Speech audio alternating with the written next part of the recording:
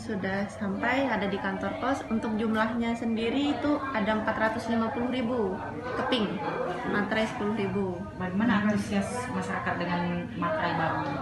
Kalau untuk antusiasnya sebenarnya dari awal Januari masyarakat sudah antusias, cuman kebetulan untuk kantor pos sendiri belum bisa memasarkan, belum bisa dipublish karena kami menunggu keputusan dari Dirjen Pajak, dari pusat juga, di pusat kantor pos untuk memperjualbelikannya kayak gitu.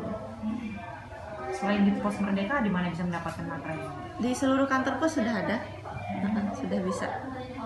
Untuk materai yang lama masih bisa digunakan? Materi yang lama masih bisa digunakan untuk 6.000 sama 6.000 jadi 12.000. Untuk nominalnya itu minimal 9.000. Jadi kalaupun ada yang 3.000 bisa 6.000 sama 3.000 9.000. Kalau nggak ada yang 3.000 bisa pakai yang 6.000 sama 6.000. Karena itu juga masih harus dijual belikan juga sama Menteri Keuangan, masih boleh dipakai sampai akhir tahun tanggal 31 Desember 2021. Jangan lupa subscribe, share, komen, dan like ya.